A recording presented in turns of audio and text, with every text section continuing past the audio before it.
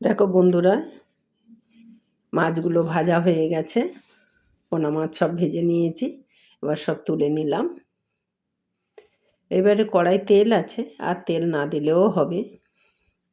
এবারে কড়ার মধ্যে এবারে দুটো শুকনো লঙ্কা দিলাম, আর একটু সরিষা দিলাম, কালো সরিষা দিলাম। দিয়ে নাড়াচাড়া করে একটু সিদ্ধ করা আলু দিয়ে দিলাম। এটা ভালো করে নাড়াচাড়া করে নিলাম। ভালো আলুটা একটু ভেজে নিলাম। নিয়ে আলুটা সিদ্ধ করেই নিতে হবে এই রেসিপিটা তৈরি করতে গেলে। এবারে হাফ কাঁচা টমেটো দিয়ে দিলাম। পুরো পাকা টমেটো না, হাফ হাফ কাঁচা আছে এরকম টমেটো দিলাম। দিয়ে এই নাড়াচাড়া করে একটু লবণ দিয়ে দিলাম। আগে লবণ দিয়ে দিলাম, তারপরে হলুদ দিয়ে দিলাম। এবারে একটু নাড়াচাড়া করে নিয়ে একটু ঢেকে আবার খুলে দেখে নেব। আবার একটু ভালো করে নাড়াচাড়া করে নিচ্ছি। নিয়ে এবারে ধনে জিরে আর লঙ্কার গুঁড়ো ভিজানো আছে, সেইটা এই দিয়ে দিলাম। তরকারির পরিমাণ অনুযায়ী ভিজানো হয়। যাই হোক, এটা এই মশলাটা দিয়ে দিলাম। দিয়ে একটু নাড়াচাড়া করে ঢেকে দিলাম।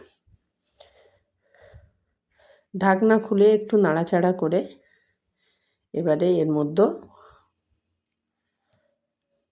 ভালো করে নাড়াচাড়া করে নিলাম। এর মধ্যে এবারে ফুটানো গরম জল দিয়ে দেব।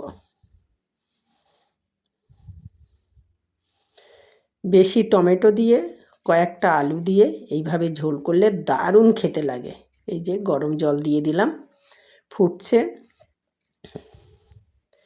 এইভাবে টমেটো দিয়ে মাছের ঝোল করলে দারুণ দারুণ খেতে লাগে। সামান্য আলু দিতে পারো এক দুটো বন্ধুরা। মাছগুলো এবার দিয়ে দিলাম। ঝোল ফুটছে, মাছগুলো দিয়ে দিলাম।